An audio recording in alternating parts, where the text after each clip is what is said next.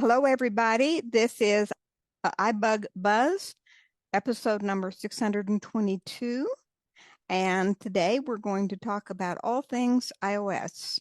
And that includes the iPhone, the iPad, an iPod Touch, Apple TV, and the Apple Watch. And the main purpose of this forum is to make you be more informed and usable, the usability of the accessibility features of iOS. Um, it's a Q&A session, and we're here every Monday. And I'm going to be facilitating today. I'm Marie, and along with me is Sandhya Rao. I'm going to turn it over to Sandhya right now to give us the announcements and upcoming events for iBUG. Sandhya. All right. Yes. Thank you, Marie. Yes. Very excited to be here. Our last meeting of February. And we got lots of stuff going on this week. So let's get ready. All things are on Zoom. All things are Central Time. And what do we got going on? Well, let's see. At the midpoint, we'll have the big reveal for our movie. So stick around for that. And then we have after buzz, after the call, after the recording has stopped, we will hand it over to you guys. No facilitators will be talking, and y'all can run in the discussion and just get to know each other and talk about whatever you want, except for politics, religion, technology, and anything else inappropriate. Okay, that's a broad category. Anyway, so we would love for you to, hang out with us and, you know, just talk to one another. Okay, so that's after the call is over. So that'll start at 9 Central. Then Tuesday, tomorrow, we have mini buzz from 5 to 6. All the questions you forgot to ask can come tomorrow and you can ask them there because it's continuation of this call, basically. And in the evening, we will have the Mac and Talk from 7 to 8:30.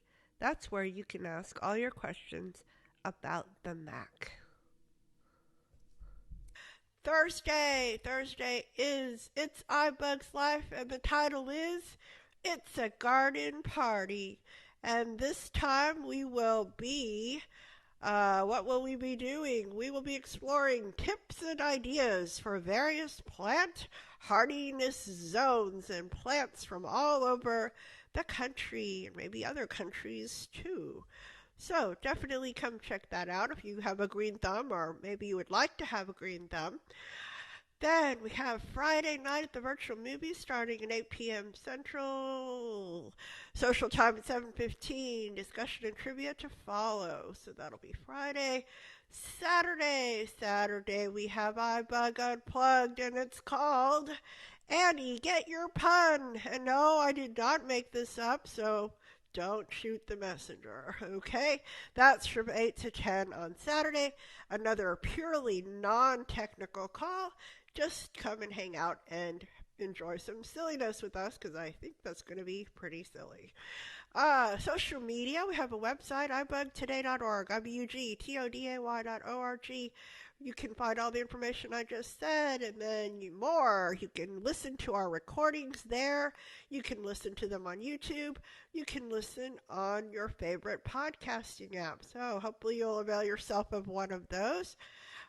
We have Facebook, we have Twitter, formerly known as, we have X, formerly known as Twitter, Instagram. For non-technical questions, you can send an email to ibugtoday@gmail.com. So that's the rough outline of what's happening this week. And we had a fun Apple workshop this past Saturday, and that recording should be going up pretty soon, so be looking for that. There is a little surprise built in, so well, hopefully you'll enjoy it. All right, so I'm going to hand it back to Marie. Marie, it's All all right. yours. Thanks, Sandhya. Lots of things going on. Before we get into the Q&A session, I'd like to go around and have everybody introduce yourself and say where you're from. And also, please tell us if this is your first time on the call. Go. Gilly from Houston. Hello, Julie. This is Herbie in Houston. Hi, Herbie. This is This is Pete in Dot from Florida. Southern California. I heard Dot and who? Pete from Florida. Pete. Hi, Pete. Hey. Hello. Ed from Georgetown. Hi, Ed. Hi. Cheryl from Cleveland, Ohio. Cheryl.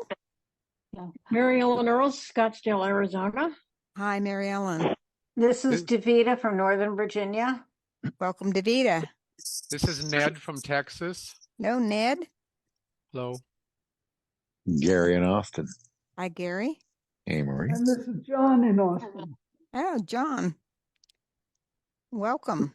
Melissa in Tennessee. Hello, Melissa. Hey. This is Roy in Texas, planting onions and potatoes. Oh, sounds good. Who else? This is Luis in Indiana. Not my first time.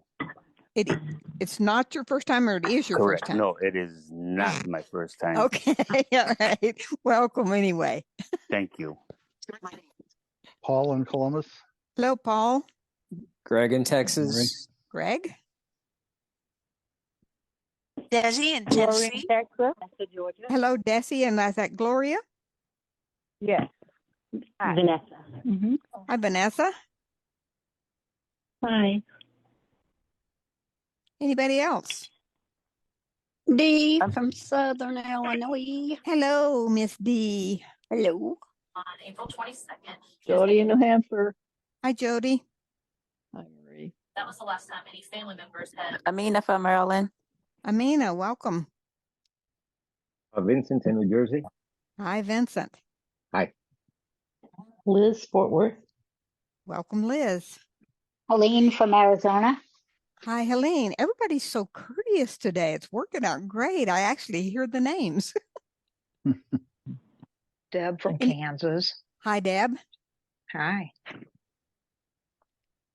Anybody else? This is Sandhya. Charles from Atlanta. You should have known. Sandhya and who from Atlanta? Charles. Welcome. Charles. Are you new? No, I've been on a couple of times before. I just never said anything. Okay. Well, welcome. Speak up today. Think you. of a good question for us. Okay. Okay. Is there anybody else? If not, I want to just say quickly, if you have a question, a comment, or an answer, please say your name first and wait to be recognized before you start talking. And we try to let our newer users and members get their questions and answers in first, if possible. So who has a really great question for us to start with? It's Dot. Dot, go for it. Hi. First of all, I want to thank Herbie for recommending the Just Press Record app. It's working very awesome for me, especially with the external microphone. I use the Blue Yeti. It sounds great. Good deal. And okay, I have a curiosity. What are if in this is for everybody? I can think of any more advanced voice-over gesture that I cannot think of. Beside the regular magic touch, single tap, triple tap. Anything else? Like advanced voice-over gesture. Okay, I'll leave it to the room. Thank you. Okay, who has some good voiceover gestures that aren't used on a regular basis? This is Ed. Go ahead, Ed. I know that there's corner swipes. What is that? You do a swipe from the corner, a one finger swipe from the corner, and I forget what they are, but I know there's two at least. And I can't think of it's in settings, of course, in VoiceOver, but it's a corner swipe. Somebody have an answer what those corner swipes are? Yeah, I'm sure somebody else knows. This is Greg. Go ahead, Greg. Yeah, if you go to settings and accessibility and VoiceOver and oh God, is it called gestures? There's a list of all the gestures, the different one finger and multi-finger taps, and all the swipe gestures. So I mean, you can literally just read through and look for the ones that you're not familiar with. This is Roy. Go ahead, Roy. You'll find that in VoiceOver under commands to gestures, and there's a list of all of them. But my two favorites are the 4-finger tap at the bottom or top and the single finger triple tap for the context menu. Those are some good ones. Anybody else? This is Jody. Go ahead, Jody. My favorite is the 3-finger quadruple tap to copy text to the clipboard, and then you can go to edit and paste it wherever you want it. That's Oh yeah, this is that. That's my favorite too. Yeah, like I learned that from iBUG. Okay, we have a new question. I give you some Thank you. ideas of some more advanced gestures and how to go and look for different ones that you may not have heard of before. Yeah, thank you. Okay. This is Davita with a voiceover question. Okay, go ahead. My voiceover as of today is acting like a runaway train. When I swipe, the speed which she is talking keeps increasing. And I've gone back to accessibility to voiceover to see what I have it set at. One question I have is when you set it at something, do you have to double tap to kind of say, okay, this is what you want it saved at? Or you just have it be whatever it is and you're good? Okay, who has some answers for Davita? Gary. Go ahead, Gary. It sounds like that voiceover speed is somehow in the rotor, and I that you thought have about it, that. and you may have it focused on that. I did use the rotor to, in each different thing I was in, to get to Yeah. speaking rate and to change it, but it's not staying. So I checked it in messages and I checked it in mail. It's like just speeding. It's like it's on its a racetrack. Davita was speaking. I think she had her question. Anybody have more answers for Davita? Well, I was just going to say Gary here. I was just going to say one more thing to maybe be sure that rotor is not, or voiceover speed is not in the rotor focus. So move the rotor to something else, and it should not speed it up. Yes. After you change the speed on your rotor, you need to twist the rotor around so that it's on something else. Preferably leave it on characters. That's the safest place to leave it. And then if you swipe to the right or the left, it won't go back to the speed. So I think what's happening is you're leaving it on the speed. And so then when you swipe up or down, it's changing speed. Okay, new question. If I can, this is Luis from Indiana. My question is a simple one. Wait, Luis, you need to wait to be recognized, but now go ahead. Oh, I'm sorry. Okay, so a simple question. This past Saturday in the workshop, a Pebbles keyboard was mentioned. Is that what it was? But I'm trying to find out what exactly is it? Is it a brand? Is it a type of keyboard? If somebody can answer that for me, I appreciate it. Okay, who has an answer? Is it Luis? This is Ed. Go ahead, Ed. Yeah, Pebbles keyboard is Logitech. It's a Logitech keyboard that's about a foot wide and about 6 inches high. And it's considered, I think, an MX. I don't know if it's an MX Mini. No, I don't think it is. It's an S. That's right. It's a KE 380S. And it comes in about 3 different colors, and it's backlit. And it's a nice little keyboard. And the reason I say that is I bought one about 2 weeks ago because I was having trouble with my big KE 480 keyboard. And I bought a Pebbles, and I was having the same issue. And I went back to the store, and which was Best Buy. And they spent about 2 hours with me trying to figure out what the problem was, and they couldn't find it. And they came to the conclusion that it was a problem with the keyboard. So I said, okay, well, I'd like to look at a different keyboard. So I went and looked at the MX Mini, which is exactly or within a few millimeters the same size as the Pebbles keyboard, but it's a different shaped key, and they're concave, which I really liked, and rechargeable battery, which I liked. And so I ended up trading my Mini in. That Pebbles keyboard is an excellent little keyboard, very, very well priced. In Canada, it was $40, $40 or $50 at Best Buy. So, Okay. Great little keyboard. Do we have a new question? Okay.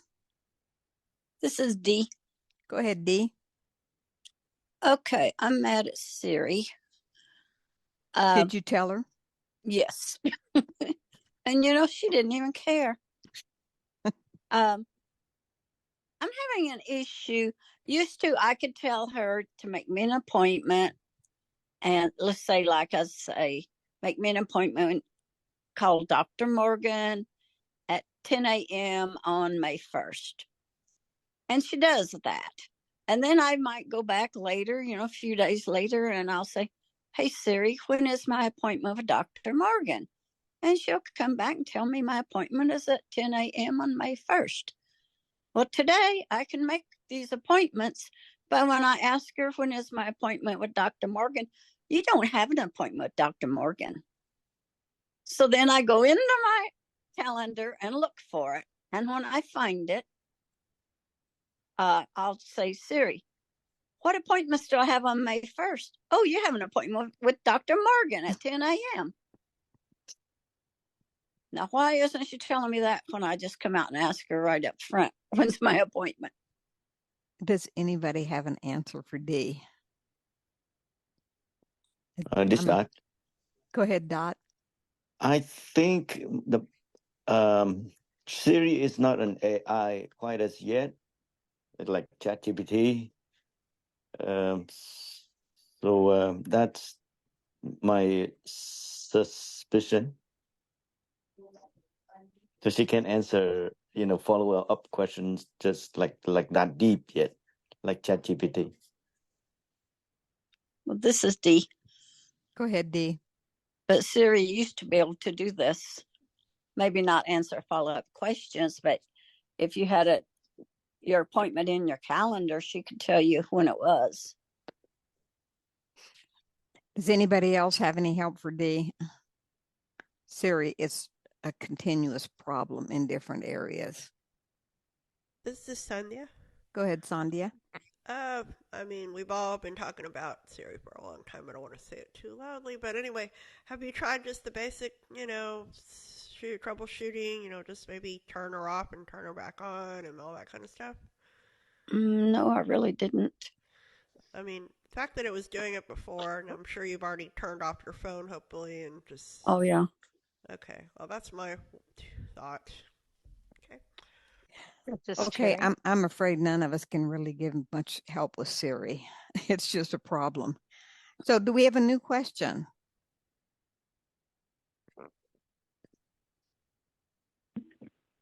Hi, Vanessa. Go ahead, Vanessa. Yeah, so I just was wondering if I'm listening, say if I have my email open, another application, YouTube or something like that, and a phone call comes in, and usually you can see, if I swipe it, let me know who's calling and so forth. But now it's not doing that. I don't know. I'll come out of the email, go into phone. The phone is still ringing. The call is coming in, but it's just not showing me the person that's calling. So I was just wondering if anybody's having that issue. Somebody have a response for Vanessa? This is Thomas in Colorado. Go ahead, Thomas. Yeah, you might want to check in your Siri settings to make sure that Siri is set up to announce calls. If it's not set up that way, then it won't tell you who the calls are.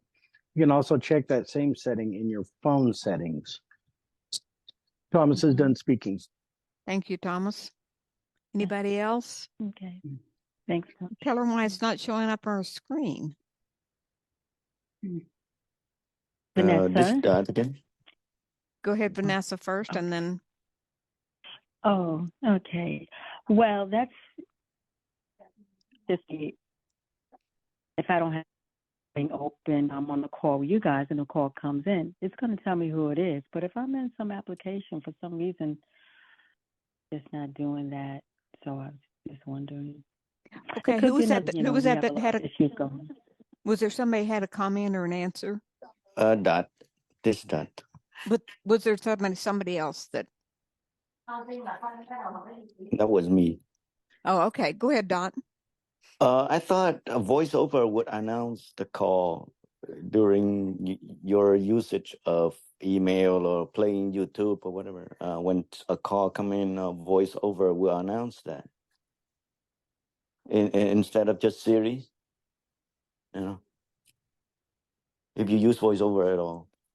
Well, what she's saying is, if she's running another application, it's not bringing up the screen where you can swipe where it says answer call and tell you who it is that's calling, because usually it's printed out on the screen.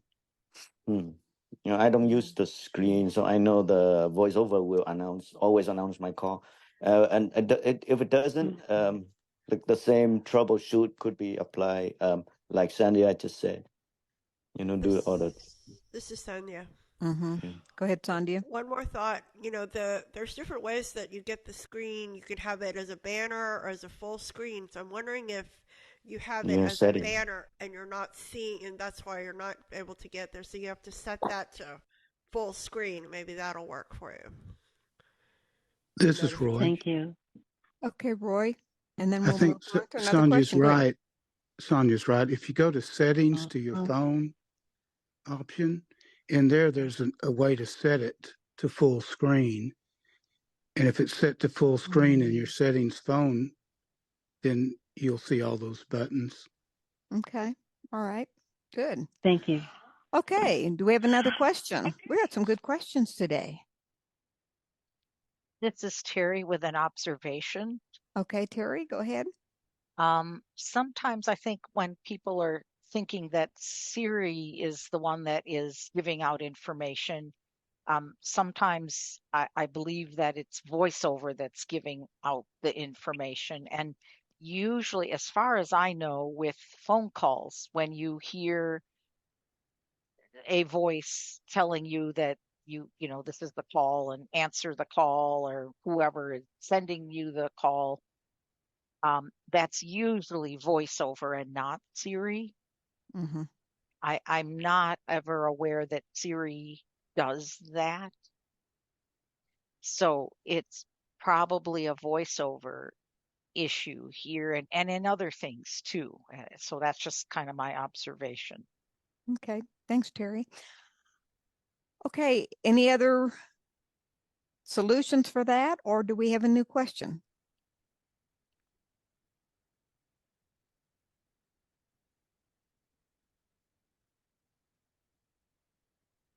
This is Dee with a new question.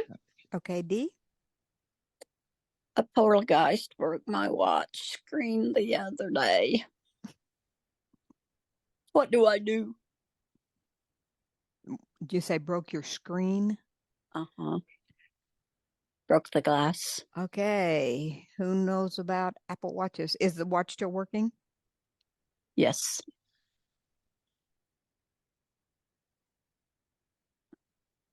Okay. Any remedies? Well, this is Dee again. Go ahead, Dee. I do have insurance. Do I just call Apple and get instructions from them what to do? So you have Apple Care? I have something on the watch. Is it through your phone carrier, though, or is it through Apple? It's through Apple. Okay. This is Kenny. Go ahead, Kenny. I would call Apple and tell them, your screen is broken and you can execute the insurance. I'm sure they have some kind of payment you got to make, but you can send it in and they'll either fix it or replace it. And I'm pretty sure they'll probably. I don't know if they could fix the Apple screens for the watches, but it don't hurt to call Apple and tell them since you do have the Apple Care. Yeah, I have one other idea. If you do have an Apple store anywhere close to you? This is D.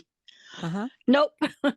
Okay. It's a Yeah, because good. if you had a store, that would be great. You could take it in there and they could help you right away. Right. That's why I told her to call Apple because I knew Yeah, she I don't didn't know. have it. I don't know if the My face can be store's replaced or not. I don't My know. store's about 80 miles away. Okay, go It's ahead, Mary Ellen. Mary Ellen, I had a broken Apple screen, a screen on my Apple Watch. And fortunately, the watch was coming to the end of its life. And they just looked at me and said, the best thing you need to do right now is get another, watch. And, but if you had Apple Care, what they would probably do, this is my experience with iPad screens because I have slate floors, and trust me, you don't want to drop an iPad on a slate floor. Is that if you have Apple Care, they will just replace it. And, no questions asked. Okay, this is D. Go ahead, D. Do they replace the screen or the watch itself? The watch. Okay. They'll just take it. If you have Apple Care, they'll take it and replace it. Mary No Ellen, question. you need to state your name. Sorry, Mary Ellen here. Go ahead. They will just simply replace it with no questions asked, and that's just how they do it. It's really good. Okay. And that's all. All right. Anybody else have a question? I'm sorry, what was the name? Marianne Bartkowski. Go ahead, Marianne. I've been trying to use and I don't know, this might not be the place to ask this, but I've been trying to use Uber, and I just wondered, once you dictate your location, which is what I did. I'm not terrific with the keyboard. How many clicks or whatever do you have to go through to select, or what do you select to select the right ride? Okay. Somebody an Uber user? This Deb. Go ahead.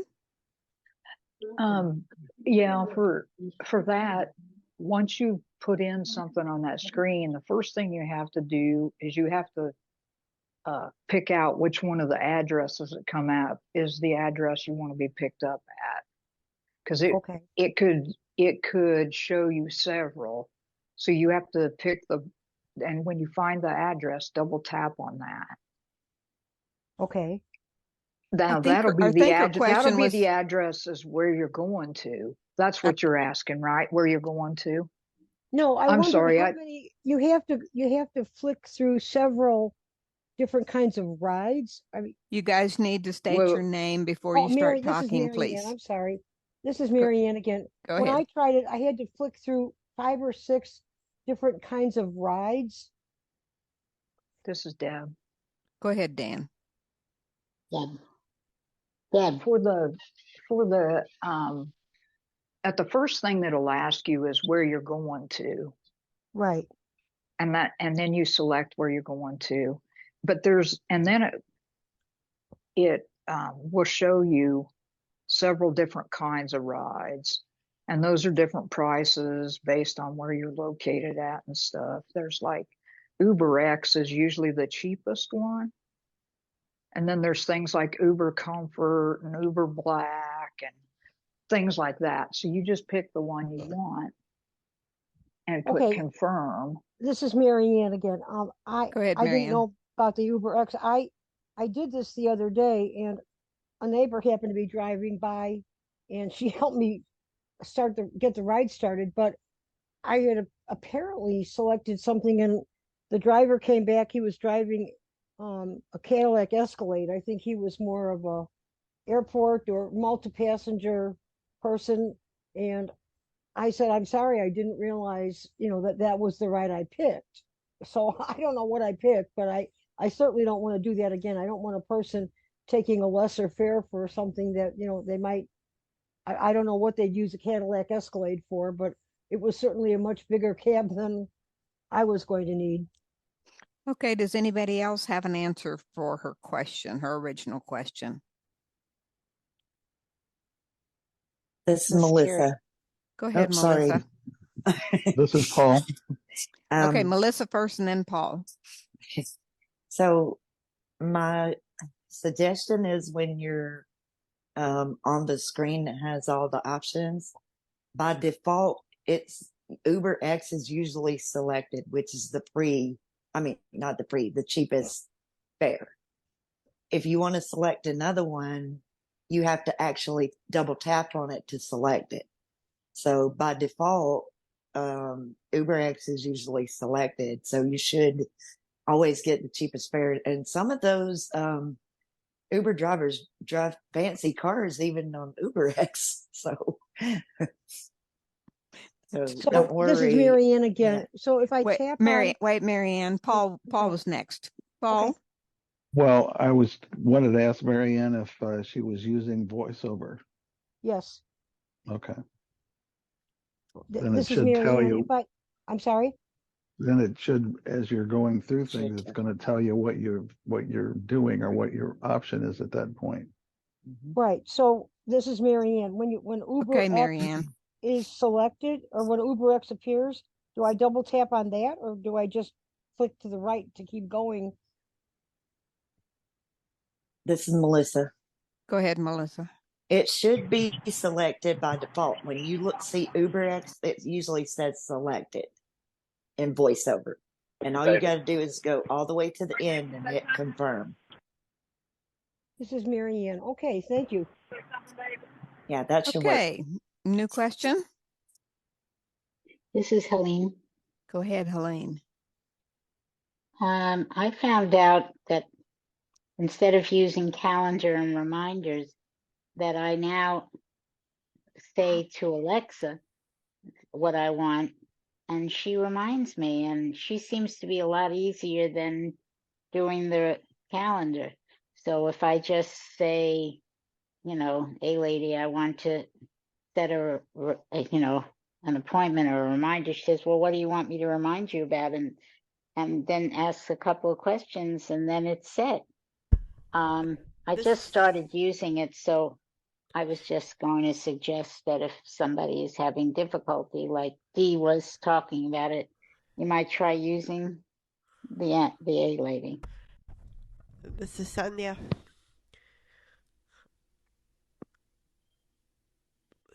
Hello. Yes. All right, just remember, we don't do Alexa on this call, but yeah, that's good advice, but got to stick to iOS things. Okay, it's okay. Right, Thank you, though. you. All right, so we just don't go down that road. Okay, thank you. Thank you. This is Shree. Thank you, Helene. Okay, go ahead, Shree. Couldn't you use the Alexa app to do that? That's part of the Yeah, iPhone. I could do that. That's fine. All right, next question. Who'd we got? This is Ned. Go ahead, Ned. Yes, this is a Safari question. The tab in the lower right-hand corner, when you double tap and hold, it'll say more actions or more options. And then I know to close all tabs or close this tab, but there's new tab, new private tab, and move to new tab group. So I know there's 3 things there, and that's a lot to ask in one question, but what does that mean? New tab, new private tab, or move to tab group? All right, Marie, here. Okay, we're not hearing Marie. Okay, all right. Who has any little tidbits for Ned on those 3 options in Safari? The new tab or pick one. This You is don't have Shree. to answer them all. Go ahead, Shree. All right, so a new tab just means that it's going to open up a brand new browser page on Safari where you can search for just a blank on the search field. The private tab is when you open up the private tab, you search for something. Once you close it out, it doesn't save anything in the cache. The group is if you have a tab that's opened and you want to group it together with others that you've opened, then you can add it to the group tab. All right. Thank you, Sri. Thank Good you. luck, Ned. All right. Next. Who's next? This is Alice with Yes, a new ma'am. question. Go ahead, Alice. I've used 30.11 of 64 gigs. Is it time to start dumping some apps? Or can I use it a little bit longer? All right. Just stick around for the bite segment and then we'll talk about it, all right? Okay. That's a little teaser there, but perfect question. All right. Who's next? New question? Who would like to go? This is Deb. Go ahead, Deb. Another Safari question. Okay. If you save a bookmark, then how do you find it again? Now you say, so you save it in the share option, I assume. That's on the share page, right? Right. So then how do you find it again after you've saved it? Oh, what a beautiful question. Who'd like to talk about bookmarks? Not to be confused with favorites and readers. Anybody? Talk about bookmarks, how to go back to one? Somebody know how to go back to a bookmark? Is that like favorites? This is Deb. Go ahead. It is like if you saved a bookmark with the share option, like if you were on a web page and use the share option that's down there and go through that whole list and it says save as bookmark. So if you save it that way, and if that's not how you save it, how are you supposed to save it?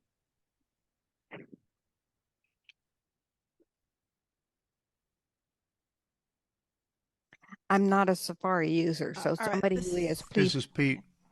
Go ahead, Pete. Well, there is a tab right next to the Share tab at the bottom of Safari, the fourth of 5 on the bottom, which is labeled Bookmarks. And if you tap in there, perform a single finger double tap, then you have 3 sub options under there, which would be Bookmarks, and I forgot the 2 others. But the Bookmarks tab at the bottom of the screen would be where you would find any saved bookmarks.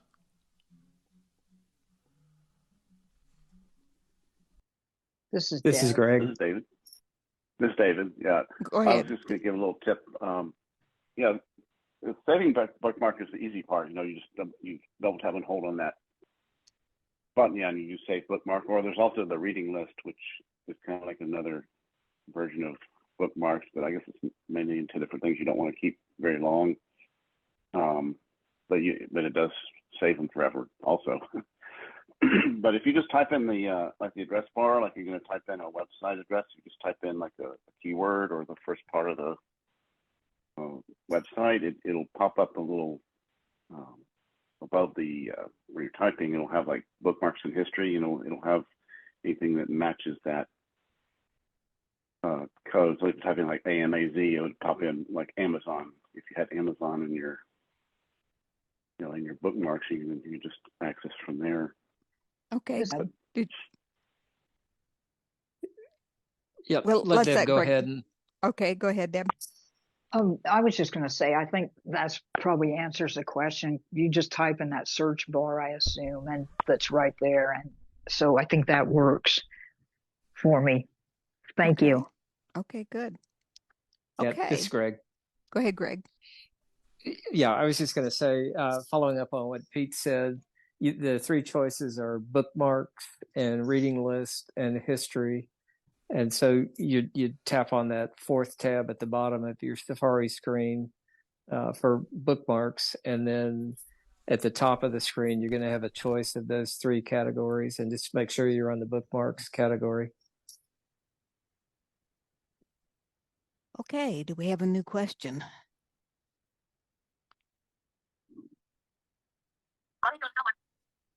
This is Dot.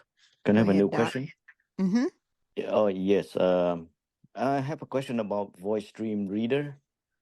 Say, when you reach the end of the book, it's very easy in the Bard app to just press the play button a couple times and the book would start again.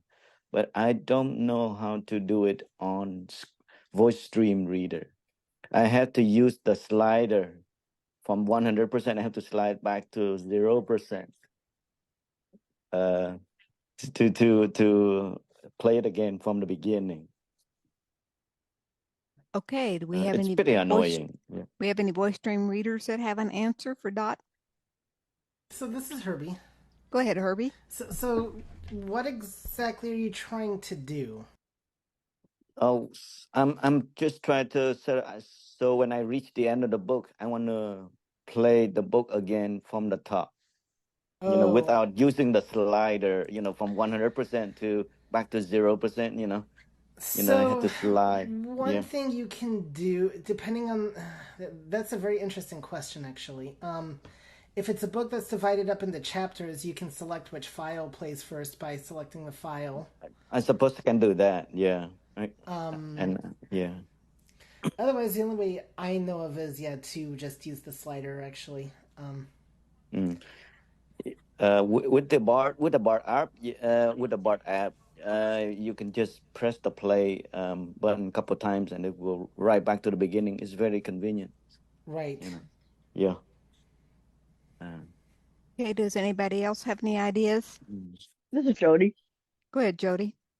To the left of the play button, there's a go to button, or, and so you could always just go to and set it at either 0% or 2%. I think the books usually start at 2% because they skip all the copyright information.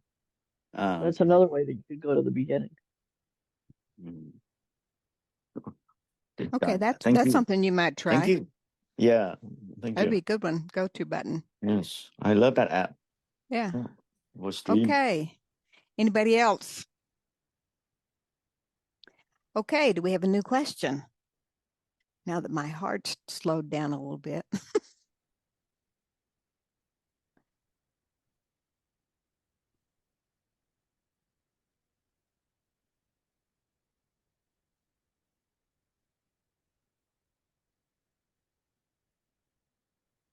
This is Greg. Go ahead, Greg. With the Bard app and with the Overcast app, with both of those, there have been times when I've done a touch and explore with my finger and I get no voiceover feedback. If I flick, then it will recognize the read or rewind or fast forward buttons. But if I touch and explore, sometimes I'm not getting any voiceover feedback at all. Is anybody else having that issue? That's in Bard Mobile and what other apps? The other Overcast is the other app that I've noticed it in. Okay. Okay. Anybody have those problems or an answer?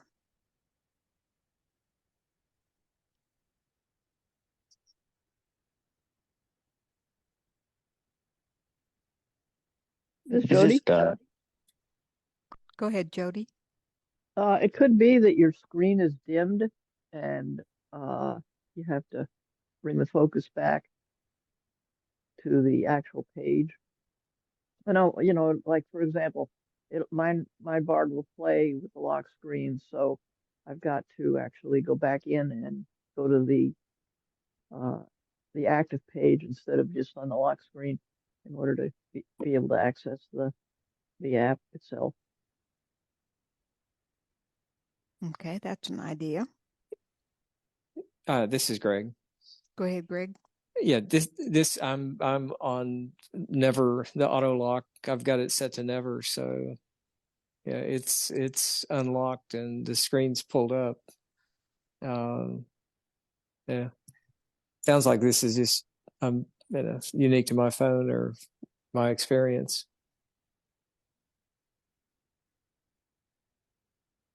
Anybody else have any answers for Greg? Greg, I don't use Touch and Explore a lot. I never really got into the habit, but it does seem like when I noticed lately that it maybe is not as active as it once was. So maybe it's just something that iOS is not, not recognizing it quite as much, because I don't think people use it as much as they use, the swipe and drag and all the other gestures. That may be a possibility. Okay, thank you. This is Sarah. Go ahead, Sarah. I have a 15 Pro, and I am having some of the same problems. I don't drag my finger, but there are times, and it's not just with Bard. I don't use whatever the Outcast or whatever it's called. But I do find that all of a sudden it's not receiving the touch. It's like I'm touching nothing. So I think it's a glitch. I think it's a bug, and it happens on messages for me. So I'm hoping it's a bug and it will be fixed. Just a possibility. Terry. Okay, that's a good idea. And excuse me. This is Ed. Excuse me. It seems like my house has decided to make noises all over the place. This is Terry. I think there are some bugs in these things. Go ahead, Terry. I'm having that kind of the same or a similar issue with emails too, where my screen is not responding. And so then I have to swipe at a different part of the screen in order to get it to do what I want it to do. I am hearing that there's going to be iOS 17.4 coming out very soon. And wouldn't it be nice if it would fix some of these kinds of bugs? Because I really do think it is for a lot of different apps and situations. Thanks, Gary Ann. This is Gary. Go ahead, Gary. I've had problems with my rotor, and I've been doing the rotor since 2014, and sometimes it won't, it does whatever the rotor's on. I can't seem to change it. So I think it could be related to this issue of unresponsiveness, because I have noticed that, I try to do something and it doesn't do it. So I was beginning to think it was me, but maybe it's actually something in this 17.3.1. I don't know. Update. Okay, we have about 8 more minutes, so we have time for a couple of good questions. So who has another question for us? Marie, this is Marty. I think Ed was going to say something a few minutes ago. Okay, Ed, go ahead. Yeah, I was just going to mention that, and you were talking about some swipes that didn't seem to work anymore, and I just wanted to say that there is a spot in settings, and I can't say where it is. I don't remember, but you can turn each swipe on and off, and possibly. And I know I went in and looked at it, and I saw a couple of moves that were turned off in mine. And I don't use a lot of hand motions because I use a keyboard, but you might just check that. Maybe it got inadvertently turned off or something in one of the updates. You never know. Okay, thanks, Ed. Okay. Okay, do we have a new question?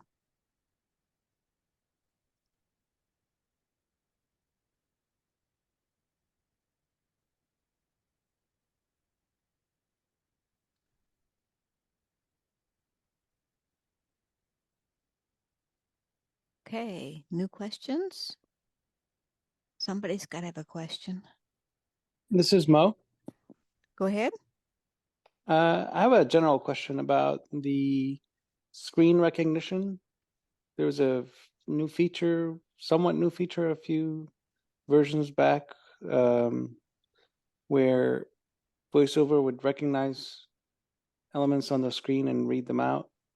And I just wanted to make sure, I believe I've turned all of them off, but I was just wondering if there are any, are they all under the VoiceOver and speech component? Or are there any other settings elsewhere? I basically want to turn those all off.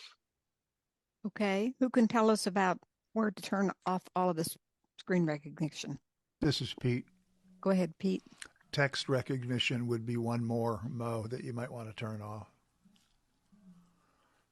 It's kind of among the three of those that often seem to play havoc with our normal voiceover navigation.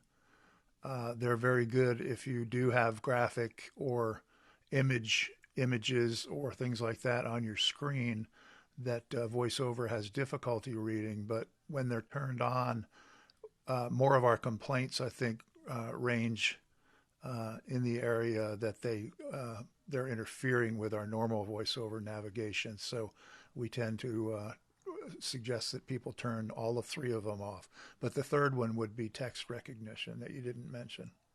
Is that in VoiceOver settings also, Pete? Yes. Mm-hmm. This is Mo. Go ahead, Mo. Yeah, thanks, Pete. I do have text recognition on, and I was wondering, do you happen to know that does it also attempt to read images? You know, I have an app where it has a button, and it says image arrow. This is Shri. Go ahead, Yes. Shri. I would say it's under settings, accessibility, voiceover recognition is the three features. I would say personally, I would leave text recognition on because I've used it, like with your example that you were giving. I went to a hockey game and I just took a picture of the scoreboard, and because I had text recognition on, it was reading all the text that was on the image. I would also leave the image description on because that's going to show whatever picture you have, it'll describe the image. The screen recognition, I would definitely turn that off. That would be my personal opinion. Thank you. There also might be cases where if screen recognition is in your rotor, you might check to see there that you take it out of the rotor so that it doesn't get turned on accidentally in an app. This is Shri. Go ahead, Shri. I think if you turn it off on the voiceover recognition, I don't think it'll show up on the rotor. Okay. It's an option. Okay, do we have another question? This is Ed. We've got just a very few minutes. It's got to be a quick one, either a comment or a question. Very quick. Probably not quick enough. I have a lot of issues with going on Safari and trying to search something and getting something on the screen, and then I can't get out of it. Is there an easy way to just back out of whatever tab you're on? Like, I go crazy to the point where I'm ready to delete the whole thing and just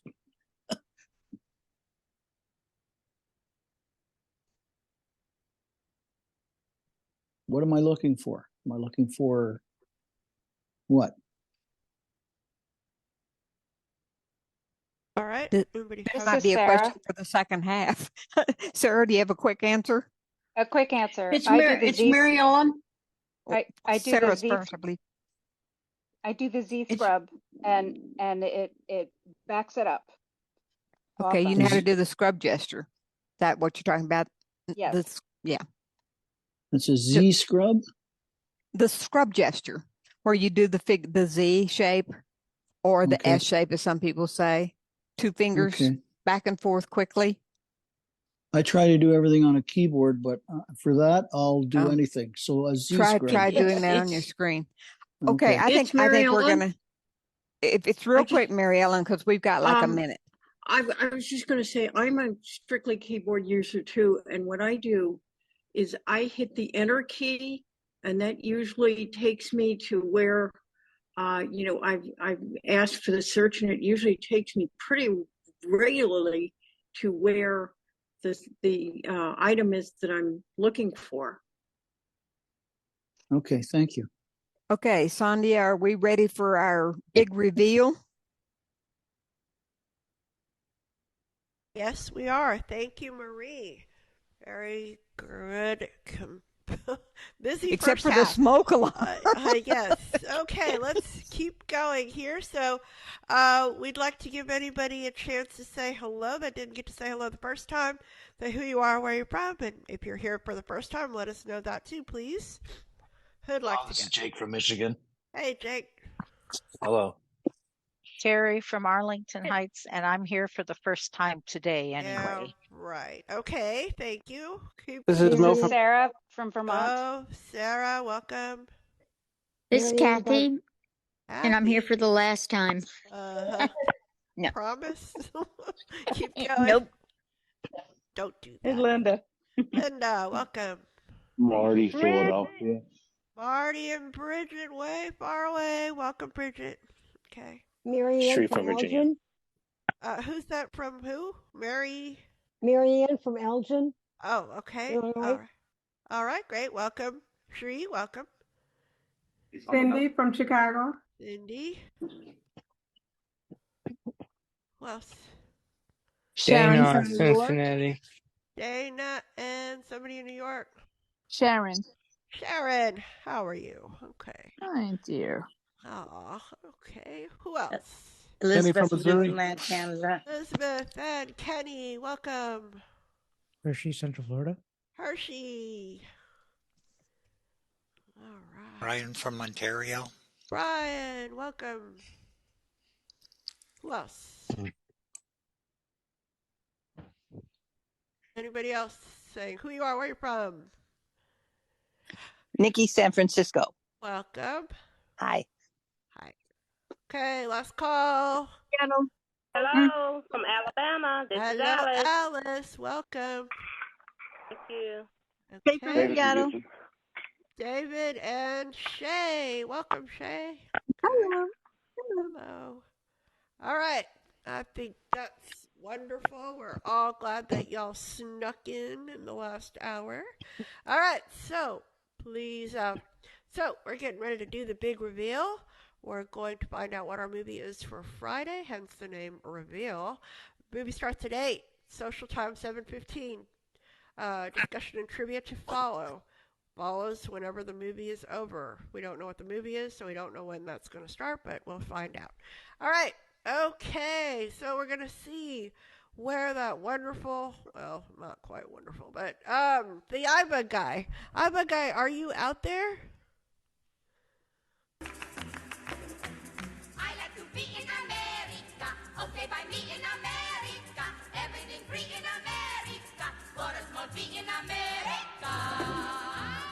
Yes. I'm here, ready to go. What are we doing? All right.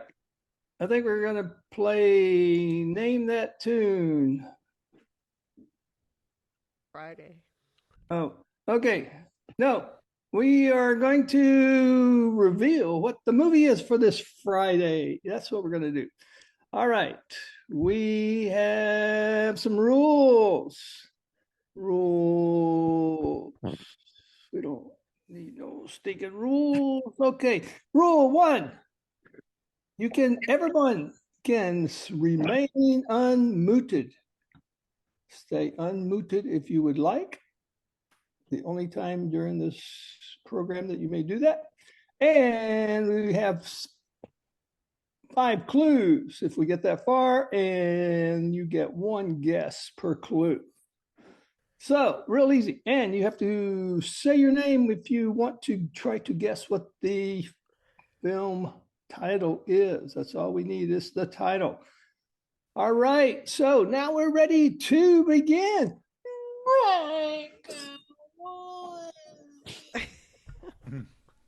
He needs the new gig. I know, he's good. All right. Where'd he go? Where'd he go? He's somewhere out there. He'll come. All right, here we go. Let's get started with clue number 1.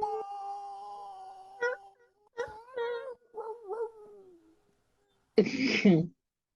Our film this week tells a complex love story. Ooh. That spans over 30 years.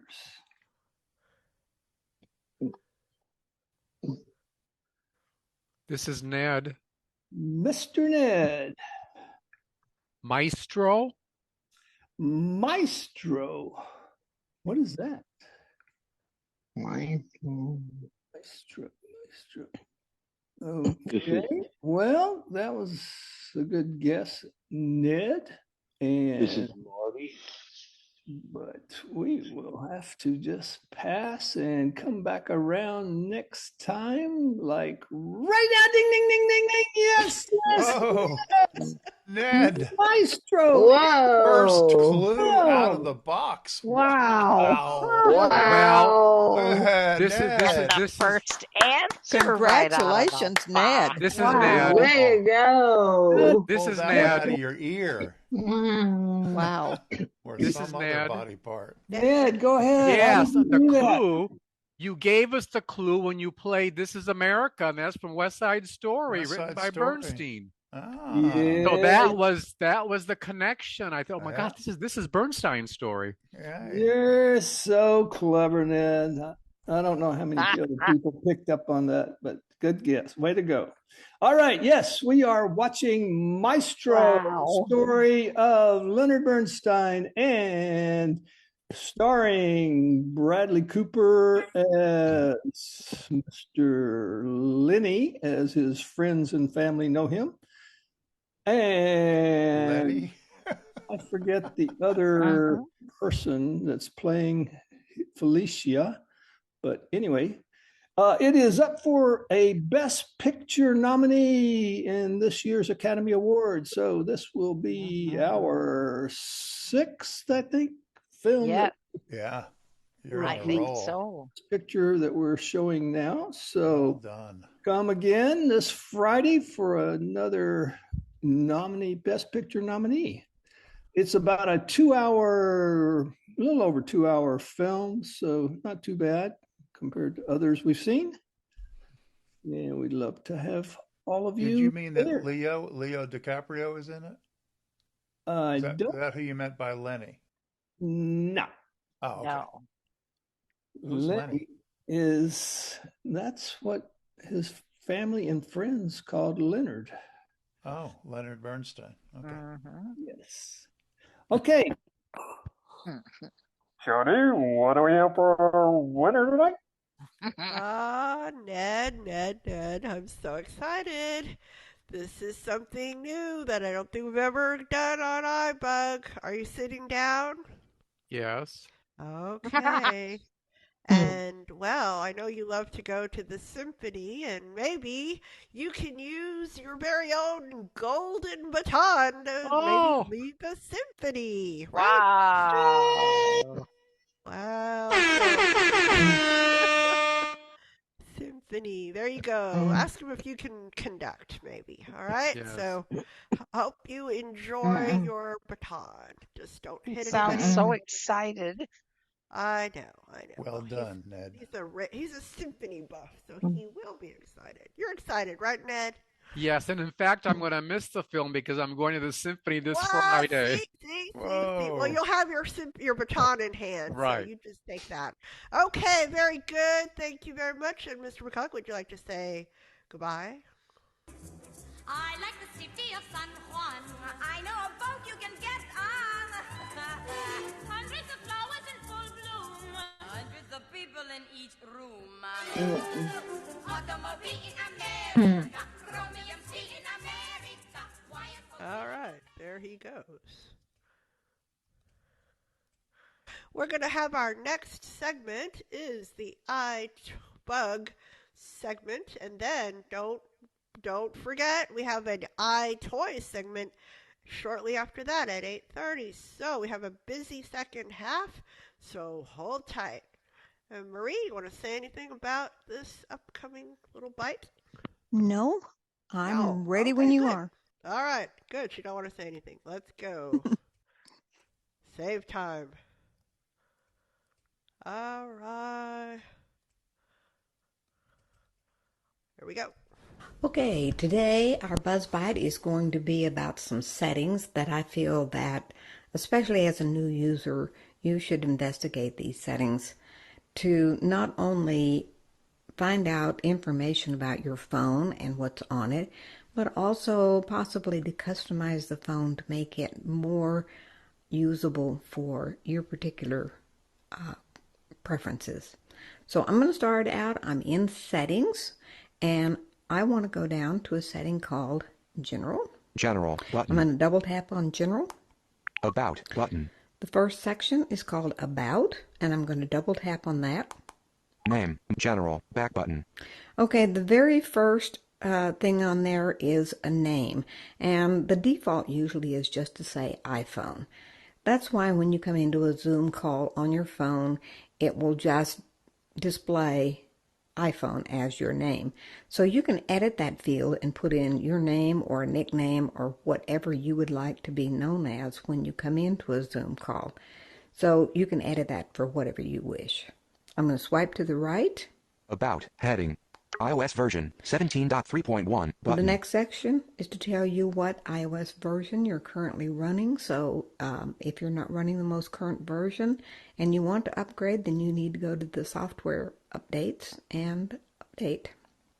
Model name, iPhone 13 Pro. There's the model name.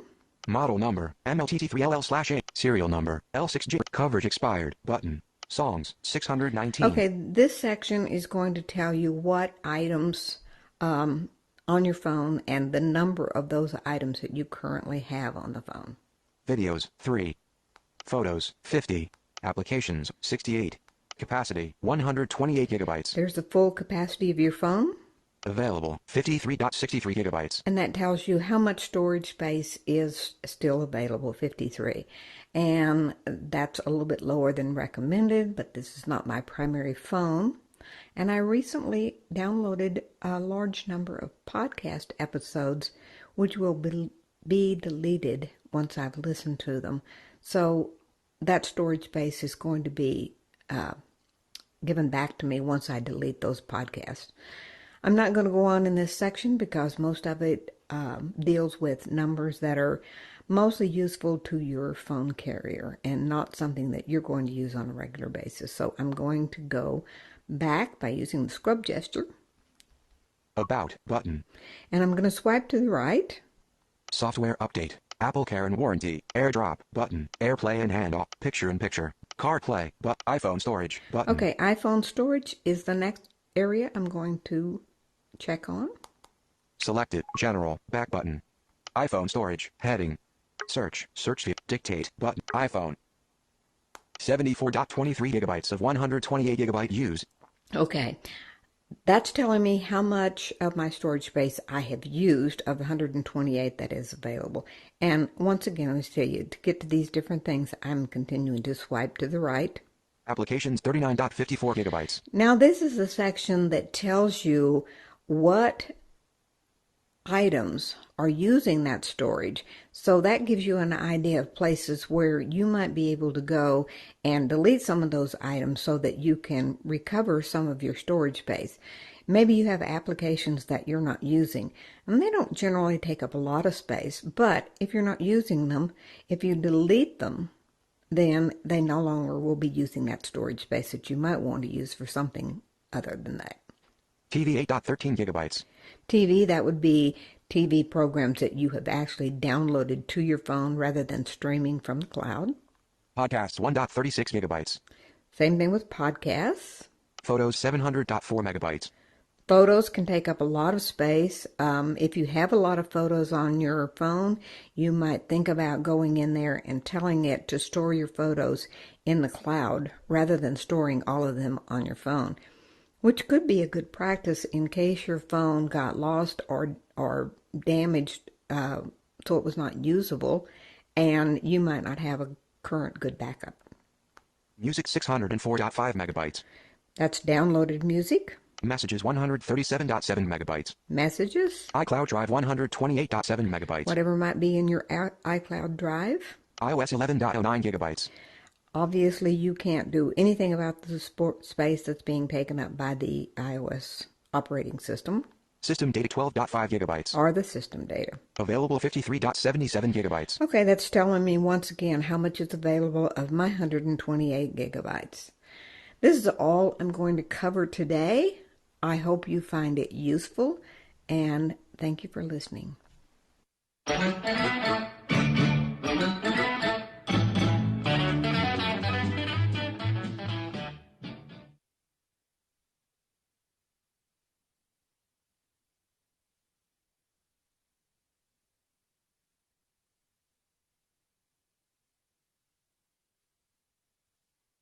Okay, Sandhya, are you back yet?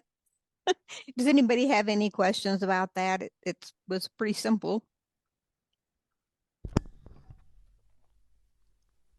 This is Ned. Yes, go ahead, Ned. Yes. When she gave her presentation, when she said she had 53 gigabytes left, she said that's below what is expected. So how much should you have left on your phone that you don't use? I think I heard that. Actually, it doesn't mean you shouldn't have that. They say that if you're using over half of your storage space, that maybe when you buy a new phone, you might think about going up to the next higher capacity.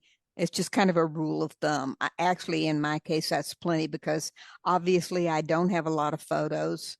I do have a lot of music downloaded, which I probably don't need. I thought in the beginning I wanted it downloaded so that if I was away from Wi-Fi, I could still listen to music, but I'm finding that I'm not doing that very often. So rule of thumb is if you've used over half of it, then maybe you should just think about upgrading the next phone purchase. This is Marty. Jake, I have a comment. Okay, Marty. When you were going through the different things like on your phone, like videos, number of songs, and all that, number of photos. Mm-hmm. For example, on number of photos, I think it said you had 50. If you clicked on that, would that bring you into your photos? No, Or is it just no, it's just information only. So to get to your photos, you'd have to go to camera, I guess, or Mm-hmm. photos and settings. Mm-hmm. Correct. Okay, thanks.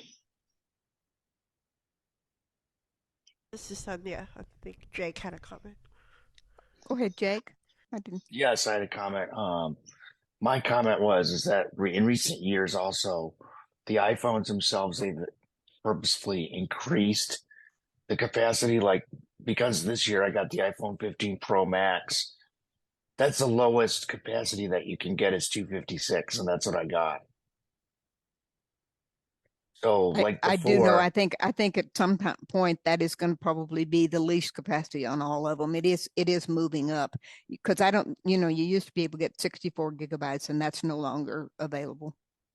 Yeah, so like probably with your iPhone, I don't know what iPhones still do 128, but I know like I think with the iPhone 15 and up, I don't think they do 128 anymore. The 15 Pro, the 15 Pro still had a 128. Oh, okay. So it's just the Max then. All right. Mm-hmm. Mm-hmm. Well, thank you. This is Marty. Yes, Marty. I think the 15 standard is 128. I think the 15 Pro is also 256. Yeah, you might be right about that. I don't know. Yeah, I know have what a 15 Pro, and I'm pretty sure it's 128. But I'll check it. It may be 256. I haven't had it long, so that's a good point.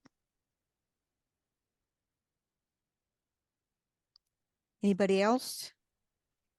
If not, I'm going to turn this over to Sandhya for the balance of this call. All right. Thank you, Marie. We definitely have some questions about storage, and I know Miss Bridget has asked a question about storage, and I think Alice, are you still out there? I know you had a comment. Did you want to reassert your question? This is Alice. Yes, ma'am. I still have 64 gigs because I have the older phone, and I've used 30.11. Is it feasible to say that it's time to dump, or can I? Is such a thing as buying extra storage space? I love my little phone. I don't want to give it up. All right. Who'd like to help Miss Alice? What are her options? Anybody? This is Marie. Go ahead. The only way you can upgrade your space is to buy a new phone. You can't add to the existing phone. But I would say if you've only used 30 something gigabytes of 64, you're fine. Thank you. This is Sandhya. You could also, buy iCloud storage and then move stuff there and then free up your phone.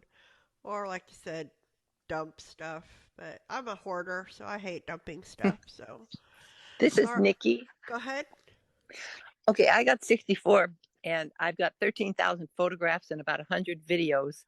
And I'm using only about 48, but I'd never heard that before about the getting if you're using more than twice. But I have an iPhone 8, but the next one I get is, I hope it's going to be that SE4, and then I'm going to go up to 126. But originally I had 36 and I got along okay with that. So sometimes you can just keep on going, because if you add things and then remove things, you can control it if you're pretty close to the edge. So keep that in mind, that you can control it. Thank you so much. Thank you, Nikki. All right. Okay. All right. We will move on to a new question, and then we will do the iChoice segment at 8:30. Okay. Who do we got next? New question. Anybody? Has it had a turn? Linda, go ahead. I have AirPods, and they will show up on my husband's phone when he's sitting next to me. How do I turn that off? Do you have to sit next to him? No. All right. How do we prevent Linda's AirPods from showing up on his? This is Marty. Go, Marty. There's not really a lot you can do that. I've had that happen with my wife next to me. I think if it shows up on your husband's phone, he can just dismiss that message, because when it shows up, it probably is prompting him, does he want to connect? And you can just dismiss that message. And that usually only happens if you are pressing the button on the case, like you're pairing it to a new device or something. Usually it shouldn't show up. All right. But if it does, you just dismiss it. This is Liz. Okay, go ahead, Liz. He needs to make it not remember that device. You can go into settings and then into Bluetooth, and that device will be on the list on his phone. You need to click it and tell it not to remember it. All right. And then hopefully. Yeah. But Linda, he's never paired that device with his phone, right? Right. It's just showing up that it's like nearby, or something like that. It's nearby. This is Sri. Sri? I think the reason it's doing that, because you have the ability now with AirPods to share from one device. So, for example, you could be listening to something and your husband can use his AirPods to listen to what's on your phone when there's close proximity. So this is something. So Sri, are you saying he'd have his own and she'd have hers, or she gives him one and they listen together, or what? Yeah, they listen to it together. That's the reason that it's trying to pair, because the things, what she's listening to, maybe her husband wants to listen to it too. So the AirPod would show up on her machine, as vice versa. If she wants to listen to something on his, her AirPods would show up on his. Okay, but she has two in her ear and he has two, or do they share? No, she used her AirPods to listen to his. Okay. Even though his phone is not paired to my AirPods? Yep, because that's one of the, this is free. Yeah. Mm-hmm. That's one of the features with the AirPods, is where you can, like, for example, I could listen to what my wife is listening if I bring my AirPods to her phone, and it can pair mine to her, so we could kind of be sharing what's on her device. Okay.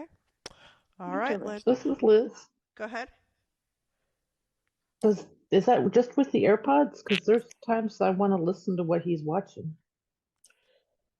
This is Shree. Go ahead. I know that that's a feature with the AirPods. I don't know if it's. I've not tested with the regular AirPods, but I've definitely seen it with like the AirPod Pros. Okay. Very good. Thank you. All right. Good luck, Linda. All right. Next question. I'd like to go. Somebody hasn't had a turn. Sandhya, I have a friend named Connie who is on this call for the first time, and she might be a little shy. Okay. But maybe she'll ask her question if you tell her how to unmute. She's on a landline, as far as I know. Okay. The landlines, I think it's *6. So you'll have to hit *6, and then you can unmute. Well, glad to have you, Connie. All right. Hi, I am Connie. Listen, I was just going to be listening in.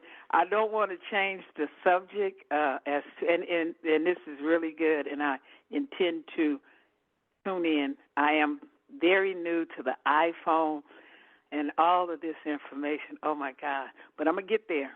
I'm going to get there one day. I'm going to get there. So for now, I have a lot of – I just have the basic issues.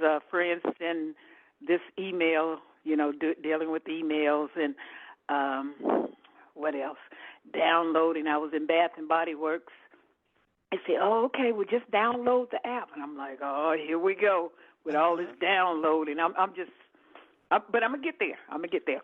So for now, tonight, I'm going to just listen in. And thank you so much. And hi, Nikki. We encourage you to check out the mentoring application. We have a program that we can help you, so definitely visit the website. And if you need help, we can provide that. So that might. There we go with the website thing. Now, of course, I use the voiceover, so I can tell voiceover to take me to your website. Is that how that works? You could do that, or if you have somebody send you an email, send an email to ibugtoday@gmail.com, and we will reach out to you. We'll call you or get you started, okay? Okay, cool. All right, glad, welcome. And look at that friend, throws you under the bus when you didn't want to say anything. Good. I'm just going to be quiet. I know. As you see, I can talk. I know, you did good. You did great. We're very happy to have you. Okay, thank you so much. Okay. Yes. And all of us, I guarantee you, all of us were in that same boat, Connie. So don't worry about that. That's where we all were. So, okay. Anybody have a 2-minute or less question? Who would like to go? This is Marty. Go, Marty.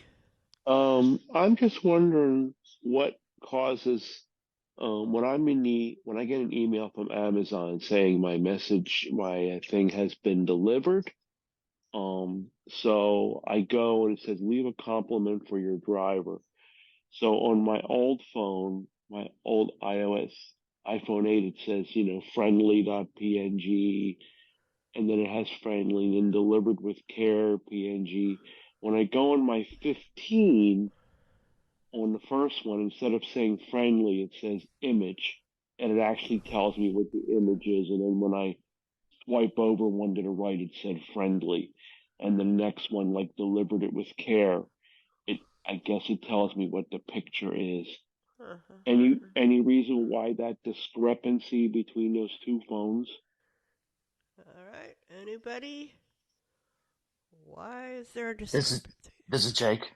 Go, Jake. Well, the other phone had a different operating system on it, so No, it could just be. Oh, the 8 is 16, and the 15 is the newest, 17.3, whatever. All right, hang on. Let Jake finish. Go ahead, Jake. So 17.3, could display it different from 16. I know that sometimes when I click on an image, it says explore and there's nothing there. And I know, that usually what I do is when it says friendly, I'll just click on that. I won't click on the image. All right. Well, very good. Thank you. All right, Herbie, what you got? Are you out there? for the iToys segment, fourth Monday of the month. What I got is, so I'm going to talk battery packs today, and I don't think I've ever talked about this one before. Now, disclaimer, I actually do not own one of these, but I've heard them talked about so much that I decided that I wanted to look into it for you guys. And that is an accessible battery power pack from AT Guys. So, what makes this pack accessible? So, it will actually tell you the status of the battery using different vibration patterns and beeps. So the description will read something along this line. Our new line of portable chargers will power your iPhone and other devices that shall not be named, and that also includes, of course, headphones, whatnot. It also has a USB-A port, which is the bigger port. It has a USB-C port, which is the smaller port. So you have two options for charging your devices. And it includes support for today's charging standards. So that means it would be able to charge anything, the iPhone 15. And you also use the USB-C port or the micro USB port for charging. The micro USB port is the port that is separate from the other charging ports, and it has the connector has the little prong things on one side, so that is your micro USB. And let's see. It will use both sound. It'll use either sound, vibration, or both to determine the battery level of the power bank. And I guess you can, like, one fully charged battery will be able to charge the iPhone by itself at least 6 times. So that's pretty incredible. So like 4 vibrations and beeps tells you that the battery is between 75 and 100%. 3 means 50 to 75%. 2 is 25 and 50. And 1 means your battery is between 0 and 25. And this is kind of obvious, I think, but no vibrations or beeps means that your battery is empty. And you also get a connection confirmation for a sound or vibration whenever you connect something. So for the iPhone, this may not be as important, but let's say you've got AirPods and you want to charge them. Like the AirPods Max, they do not make a sound. Well, now you can get confirmation from the battery that your device is plugged in. And you also get confirmation when your battery is charging. So that is also rather handy, if I might say so. Basically what that means is, so now when you plug your battery into a wall charger, you will hear a sound or a vibration depending on how you have it set. And it automatically charges when it's plugged in and stops when the battery is fully charged, so you don't have to worry about overcharging it or anything like that. And let's see. It's easy to switch between the modes. And there's tactile marks on the bank for easy accessibility. And it's a sleek and light design for portability.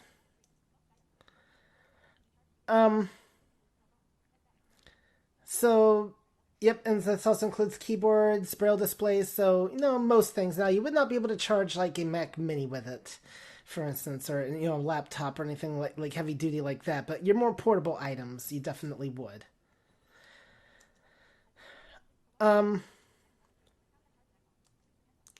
So, and with that, I'm just trying to look to see if there's anything else. So, where can you get this from? You get it from AT Guys. And the website for them is atguys.com. Pretty simple, huh? And I can post the exact link to this power bank on Facebook if you want, but atguys.com, and you go to the link that says power banks, and then look for the accessible charger, and it's $99. And it looks like a pretty cool battery. So with that, I will do my best to answer your questions, and if I don't, I will see if it appears in their FAQ about the battery. This is Pete. Yes. Does it have a name, number one? Can you describe the form factor and maybe the weight Is it a heavy duty to put in your backpack or something like that? And does it have a name? So it's called Accessible Power Bank. Okay. So like if you were to call AT guys, they would, if you just mentioned that, they would be able to find it that way. Let's see, technical features. Let's see, I'm trying to see if it says anything. And the milliamps, if you know that. Let's see. It's a lithium battery, a lithium polymer. Battery capacity is a 20 mAh. Okay. So it's 140 millimeters by 75 millimeters by 70. I'm sorry, 70 by. Okay, so about 5.25 inches. So 13.2 ounces, so pretty light. Yeah, thank you. And you do get a 1-year warranty. And let's see, is there anything else I can tell you?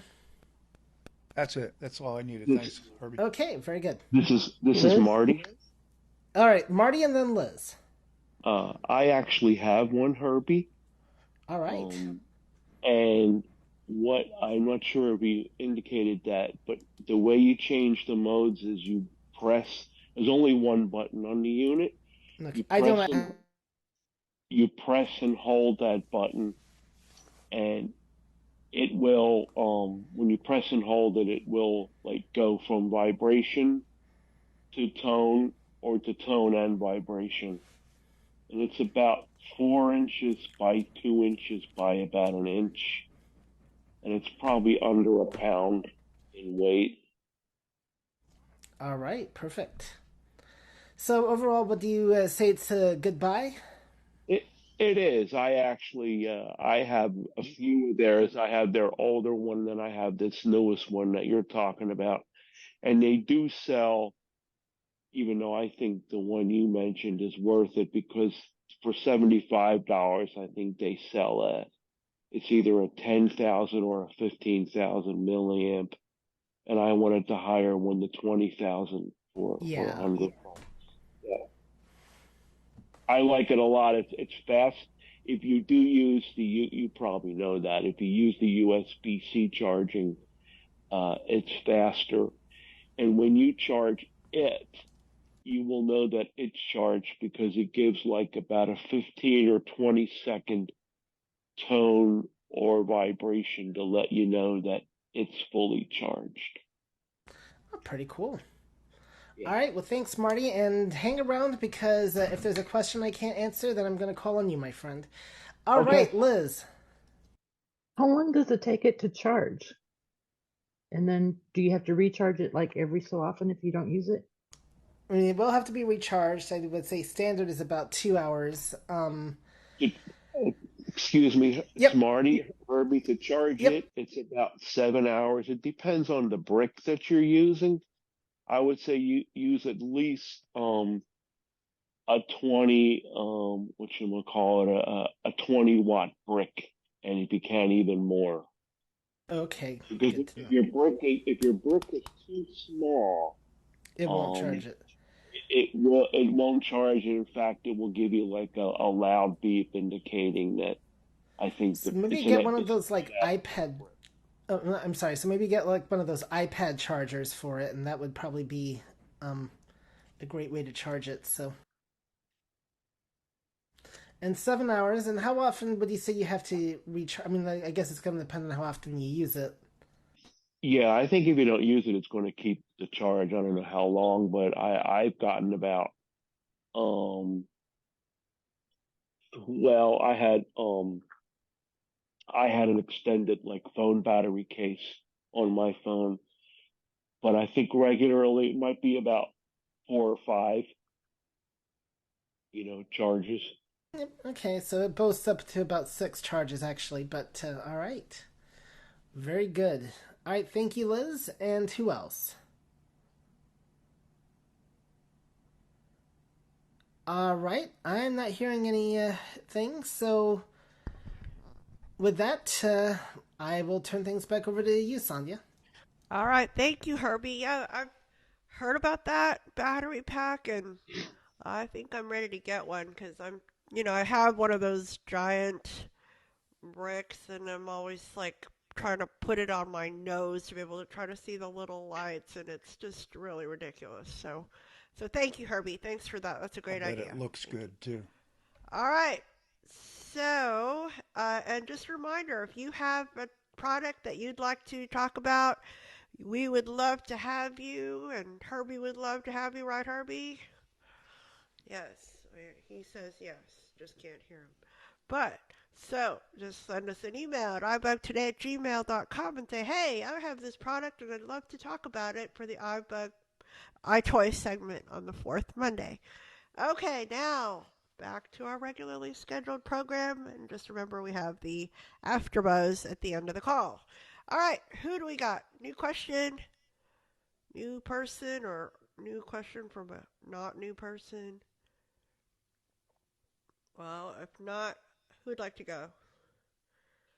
Come on. All right, I have a question then. So I'm helping my mom with her phone, and so therefore I'm using VoiceOver on her phone. And she is, she's older. She's 86, so she's not real great with her phone. So that's not her fault. She's trying, but I tell her, okay, use SIRI to make a call. And then, so she says, call Joe. And then it says, well, there's this number and this number. So I know if VoiceOver, I can never get it to pick, one or the other, but I'm assuming, I don't know if anybody knows, like if you're not using VoiceOver, should you be able to pick the number or do you just say first or second? I hope that's clear. It's just, she's giving us a lot of options, She's like, well, do you want this? Do you want WhatsApp? This is Pete. Go ahead, Pete. Liz. Just say call Sandhya iPhone or call Sandhya Work or call Sandhya Home. Yeah, but it's not the phone number that to call. It's what option do you want to use? This is WhatsApp Ned. to do it or phone or what? Okay, so yeah, but I guess yeah. I never know when it's going to ask for that, so it's never consistent. Okay, but thank you, Pete. Go ahead, Liz. Thought I heard Liz. That's what I was going to say is that I label each, like if it's a cell phone, if it's the home number, or if it's a fax or whatever, I label them that way. Yeah. And generally speaking, if you tell it that that's, even when it asks you, even though you might have said what you wanted, and it still asks you which number, then I repeat cell number or home number. Right. And it usually does pretty good once you get it to listen to you. Okay, so yeah, there's I guess two parts of this question. Then I think there's the phone number, but I think I'm having another problem before we even get that. Is it's asking her, it also asks, do you want to use WhatsApp? Do you want to use phone? Do you want to use, because she has WhatsApp on her phone. So this is Jake. Go ahead, Jake. I think because you have VoiceOver on, I think it's more of a visual thing. That wouldn't surprise me a bit. So what you would do is you would say, try, like you could say, call Sonia on iPhone, and then it would say, do you want to use phone, WhatsApp, or whatever?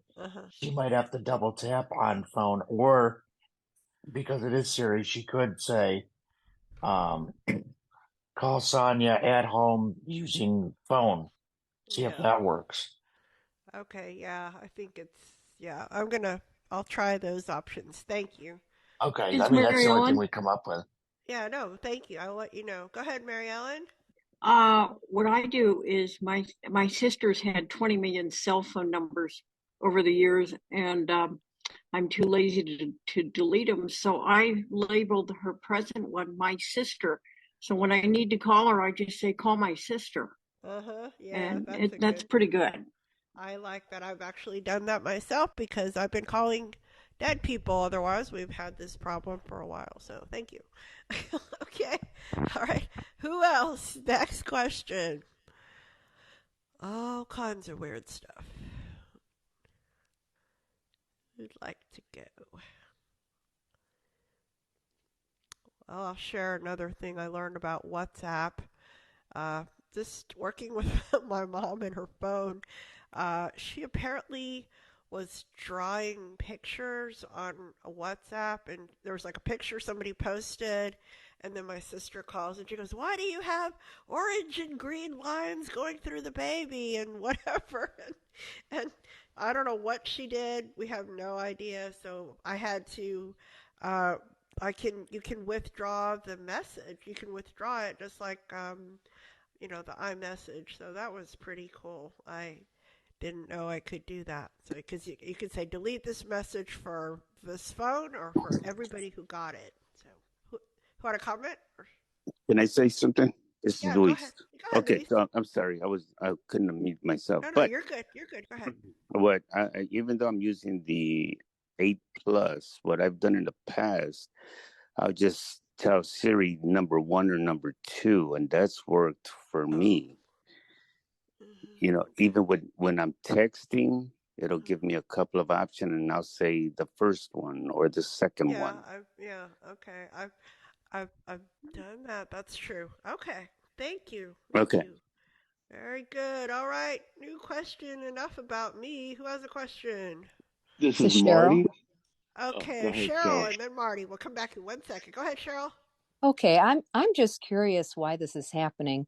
I had used Zoom in the past on my iPhone, and there was a certain pattern that would happen, and it was very simple. And I just swiped to open Zoom or something, and there I'd be in the meeting. And now what I did have to have all the software removed from my iPhone and reinstalled. And since then, I got the Zoom app on again. And now when I go onto Zoom, it opens Safari, and it's kind of startling. I don't expect that to happen. And I'm wondering, why is Safari opening? Yes. All right. So you're saying it says, do you want to open this in Zoom, right? That's what it asks you. Once it goes to Safari, it probably says, do you want to open in Zoom? Or something like that. I think it automatically tells me it's opening Safari up, and I think, oh no. Then okay. But then I swipe and I can choose. It seems to be a Zoom page, and I'm able to choose. It wants me to click on use Wi-Fi or data. It doesn't. I'm not picking between them. It's the use Wi-Fi or data is one choice, and I click on that, and then I'm in. And All right. Anybody have any help for Cheryl? Liz? Go ahead, Liz. Zoom gets updated randomly and changes randomly. However, it also depends upon how you have your link set up, because that used to happen to me where it would go to the web page first, a Safari first. You didn't open the page even, it would just go to Safari and then to Zoom. Once I copied the link to my calendar and click it from my calendar, it doesn't do that anymore. It's really weird. But yeah, Zoom kind of does its own thing. They update it random. I mean, I could be on a call in the morning and then in the evening, and in the evening it does things totally different than it was in the morning. It's just random. All right. Thank what you. Is, okay, go ahead, Cheryl. Cheryl again. Well, what is Safari doing? How is Safari involved in the whole matter? Anybody want to answer that? Why is she going to Safari? Because it's a Zoom link. It's a link to a website, the Zoom platform, I think. So that's why I think you're going. Because I have the same issue. I says, do you want to open this app in Zoom, and on and on. So it's kind of a pain. Okay. Great. This is Jake. Go ahead, Jake. What we've all done is we've taken the link and we've created a contact. That's what I did. I created a contact, and I call the contact what the meeting is. So I just go into the contacts and I press the link, and it just opens Zoom, and I don't have to mess with Safari. But as regards to your data, you can go into settings and you can check. There's a setting in there where you can check it to where it won't ask you if you want to connect. The option is automatically connect to audio when you join a meeting. And if you check that box, it won't ask you the question about audio or cellular data. It is what it is. It's Wi-Fi data or dial-in. That's what the options are. And so if you check the box that says automatically connect to audio over Wi-Fi or data, then it won't ask you how you want to connect. Thank you, Jake. Thanks. Good question, Yeah, Carol. you're welcome. Well, I have a follow-up to that, and now I just... sometimes it says Zoom call versus... I think I've asked this actually before, like, it's acting like I'm on a call even though I've chosen cellular, Wi-Fi or cellular data. It's acting like it's a call. I didn't think it was a call. I thought it was just like a Zoom session, but maybe it doesn't matter. This is Jake. Go ahead. Yeah, the reason why that is because it's the way that it's integrated in with CallKit. Like, if you go back into your recents later, you'll be able to see that you were in a meeting with Zoom. It thinks it's a phone call. Yes, it does. Okay, so what's the solution? I forgot. Yeah, you guys told me It's just something we have to deal with it. Okay.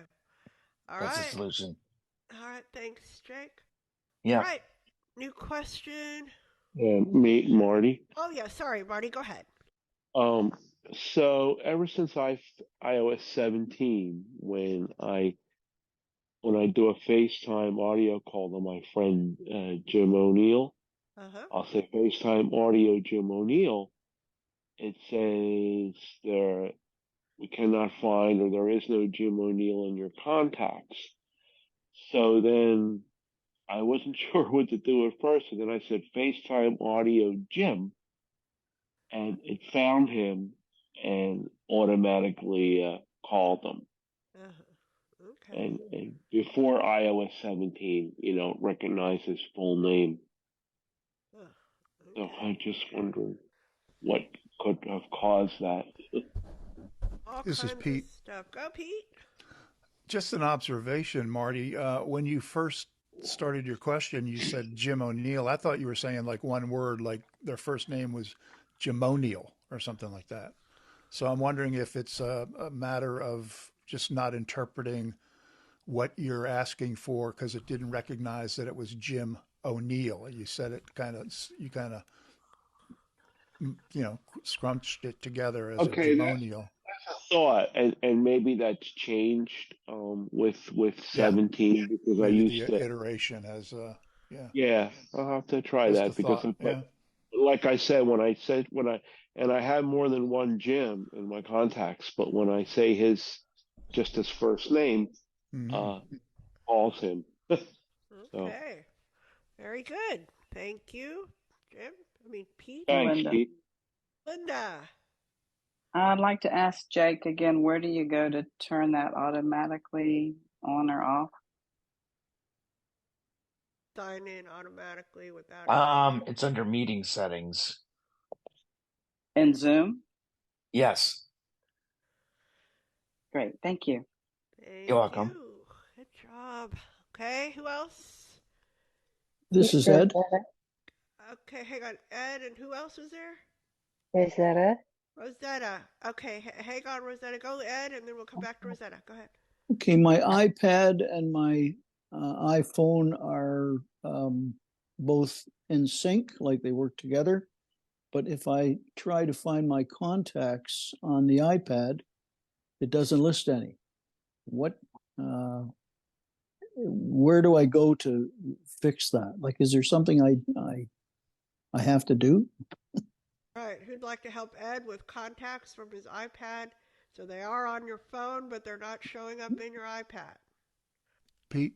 Yeah, go ahead. Ed, I don't know if you're trying, but there's two ways to get to your contacts, I think, at least on your phone. And one is through your phone app on your iPhone. And one of the tabs at the bottom, the third or fourth, is contacts. And that will take you into your actual complete set of contacts. Then there's a separate app on your phone as well, which is called Contacts. It's just like a separate app like Settings or Mail or something. And I don't know that you have both of those on your pad because it's typically doesn't have a phone app. But are you looking for the actual Contacts app on your pad on your iPad? This is Ed. Go I'm ahead. I'm going to the contact section. I open it up and you go to listen, it says none. Like it is opening contacts, but it says no contacts are in there. So you do have you're by section, contact section, you're opening the Contacts app. Correct. Gotcha. I have no idea then. This is Shree. Okay, go ahead, Shree. Thanks. Yeah, what you need to do is you're gonna on your phone. Make sure you go to your iCloud. You know where your iCloud settings is. Yep. Make sure the contacts is turned on, so that it is being shared in other devices. If it's off, it may be just showing up just on your phone. Okay, thank you. All right, good. Now we go back to Miss Rosetta. Go for it, Miss Rosetta. Okay, thank you.